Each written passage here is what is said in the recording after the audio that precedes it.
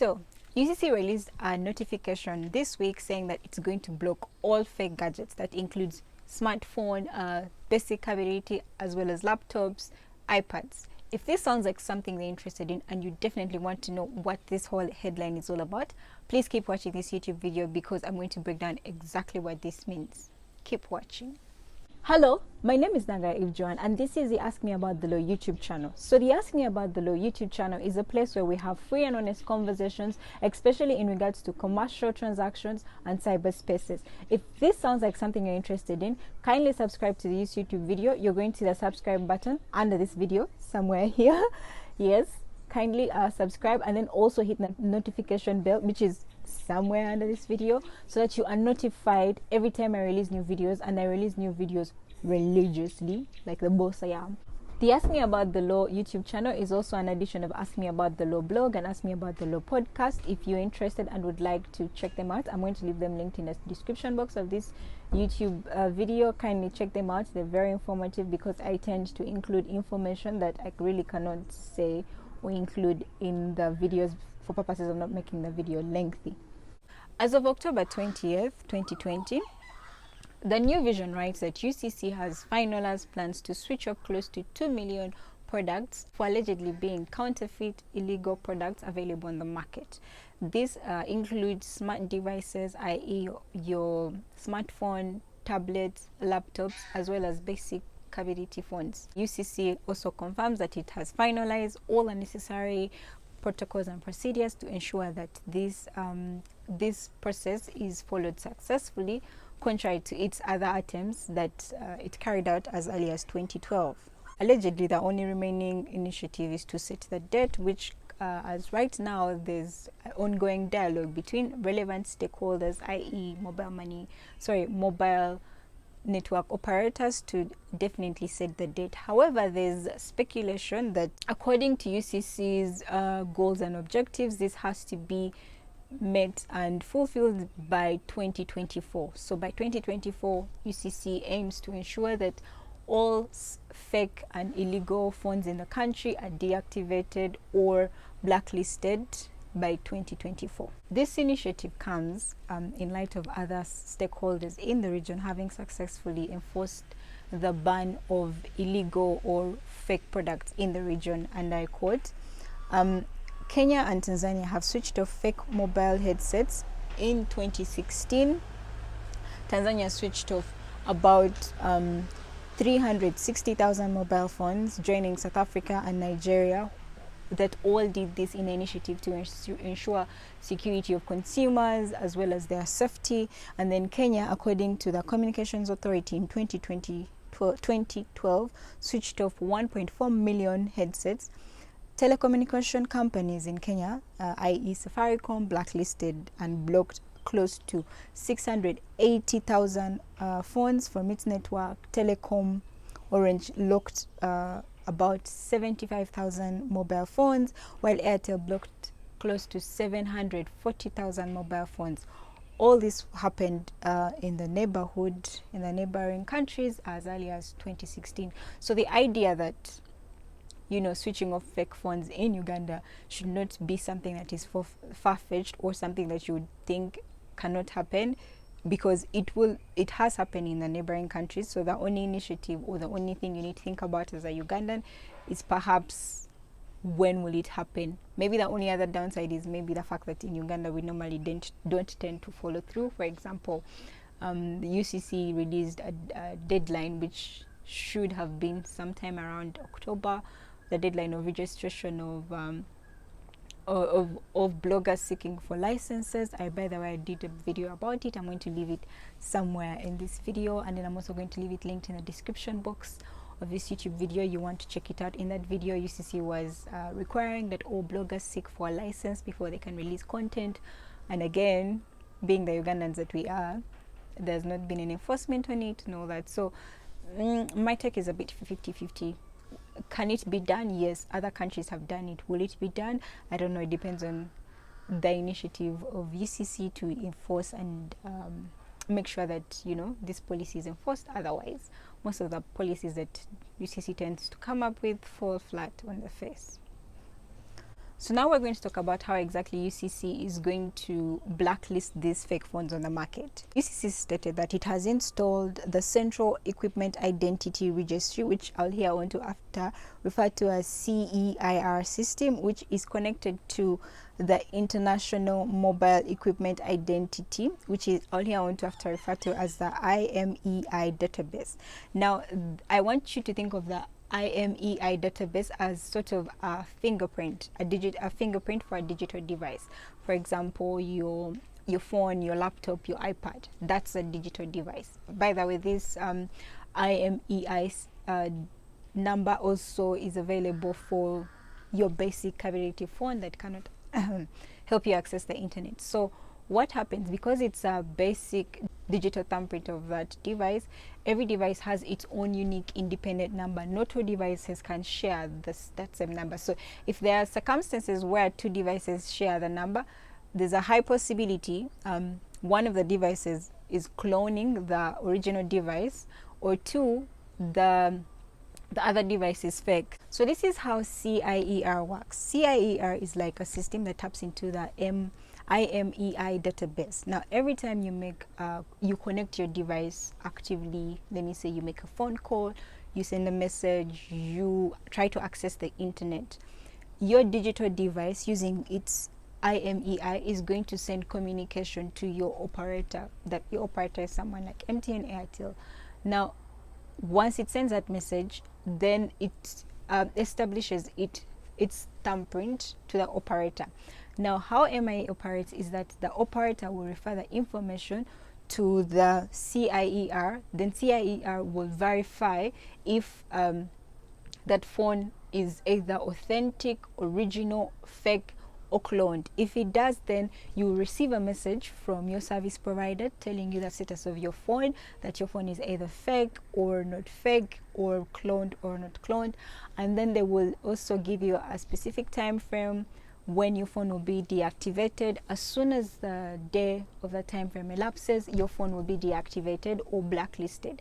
This means that you'll not be able to make any phone calls, you won't be able to send any messages or access any devices, any internet services using your service provider. So regardless of the fact that whether you change from MTN, Airtel, whatever, point is, as long as that IMEI number sends out the information, you will still be tracked.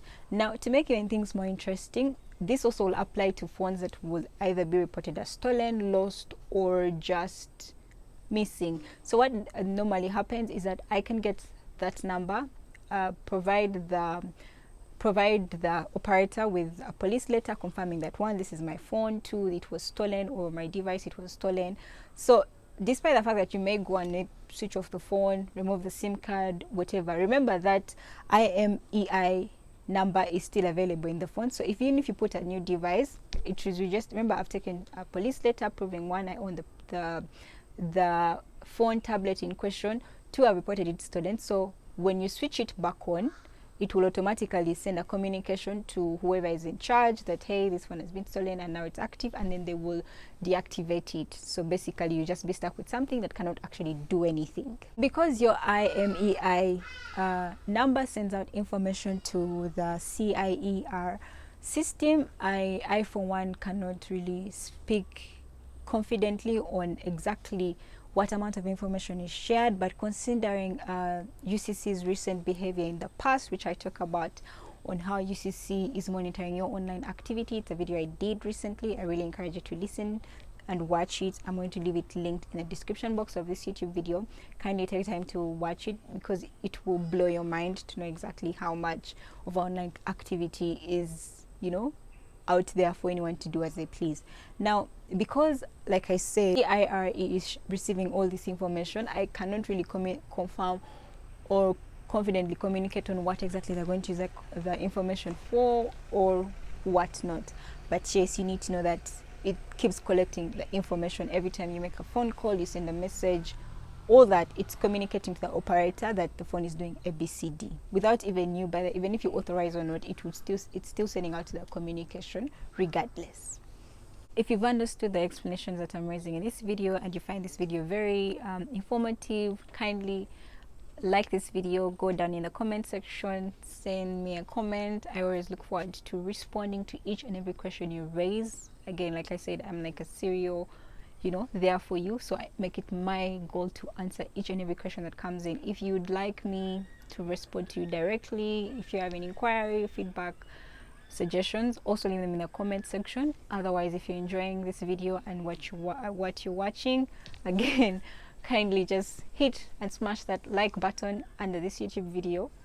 So UCC alleges that its software is so good to the point that it can detect a fake device in as early as 90 days. That's how much UCC trusts and is confident about the efficiency of its CEIR system.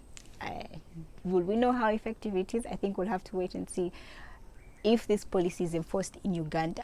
So now let's get to the root of this YouTube video. Can UCC actually do this legally before the law? The answer is yes. UCC can actually switch off all fake and counterfeit devices on the market, and this is what I mean. Section 5 Clause K of the Uganda Communications Act mandates that UCC should promote and safeguard the interests of consumers and operators as regards to quality communication services and equipment. Now, what I want you to take away from this is equipment. Equipment is the essential word. So remember, the devices you're using, the laptop, the iPad, the tablets, whatever, they're all digital devices, communication apparatus and equipment, and it's UCC's responsibility to ensure that one, the equipment on the market is of internationally recognized standards, where you, the consumer, is protected as well as environment is protected. So it has to be quality equipment on the market. So what this simply means is that for every phone, tablet, MiFi, laptop that's available in the market, UCC is that body that is mandated by the laws of Uganda to ensure that that product meets the standard, the internationally recognized standards of what is considered as quality, user-friendly, eco-friendly. Now, it is in light of this regulation, and as well as the report that was issued by the Organization for Economic Cooperation and Development in 2017, which indicated that nearly 1 in every 5 mobile phones shipped internationally is a counterfeit gadget that contains more hazardous substances like lead in comparison to genuinely authentic phones. On top of that, it also emphasizes that any fake phone chargers can also easily ignite into fires and also create electric short circuits. Now, it is on these grounds and also in relation to this report that UCC is justifying its initiative in this new program of banning and also blacklisting fake phones on the Ugandan market. Now, let's proceed with my most favorite part of this video. Yes, because I'm the one making it. This is the part I enjoyed the most. We're going to understand how exactly you can find out if your gadget is fake or if your gadget is cloned. So this is what I need you to know. First things, just because you went to a store in Kampala and bought a phone that you received in a box, that doesn't mean it's original. This is what I mean. Kampala, in Kampala we are very active and very creative, so we have a very active imagination. So what normally happens is Kampala businessmen normally tend to get UK used phones or stolen phones in Kampala or stolen phones from abroad. They will just refurbish it, make it look new, give it a new screen protector, a new screen, and then they will put it in a box. So when you come, because you do not know, you will think just because you got it from a box it's a new phone, but nah, that's not the truth, right? So now that you know that they refurbish old phones, the information you may see on the box itself is not necessarily the information that is actually related to the phone that you're purchasing. Under normal circumstances, in a perfectly sweet, innocent world, the information on the box should contain the phone serial number and all this information that can help you understand if the phone is authentic or it's a counterfeit. However, if it's not, do not worry. I'm going to show you another way you can do it. So you're going to go to your phone right now. Let me also check with my phone right now. So you're going to go to your phone, right? Go to your settings. Yes, now that you're in your settings, and then go to your about. Now, if you see in your about, all this information is going to pop up. It's going to be the software version you're using, the model number, the serial number, the warranty on the phone, down to the network, everything. So for iPhone users, right, or Apple product users, it even has the IMEI number available here. Now remember, like I said, the IMEI number is unique to this phone alone, right? So as you can see, mine is available right here. I'm also going to leave the screenshot in the video. But for my Android users, I got you.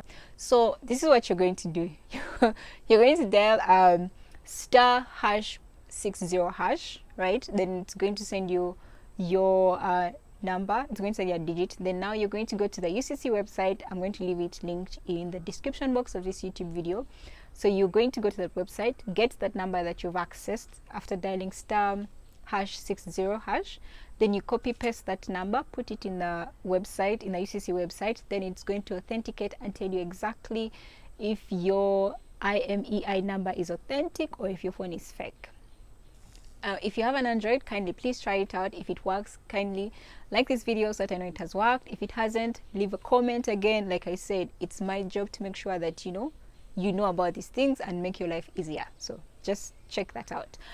So for iPhone users, you can still proceed to verify your phone serial number via the Apple website. It is www.checkcoverage.apple.com. It will also help you authenticate and tell you your phone IMEI number, which you can also now tell you the other information that we defined in this YouTube video. You have been watching the Ask Me About the Law YouTube channel. The Ask Me About the Law YouTube channel is a place where we have free and honest conversations, and I am your host, Nagaev Jowan. If you've enjoyed what we have talked about in this YouTube video, kindly go down to the video and just give me a thumbs up. I really appreciate it.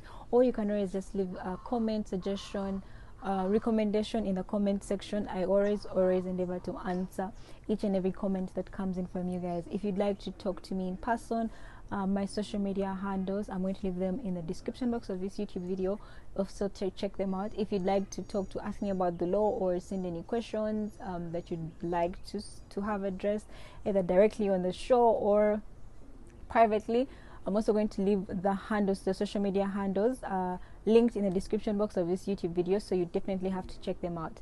Until next week, I remain your host, yours truly, Nagaev Jowan. Don't forget to wear a mask and stay safe.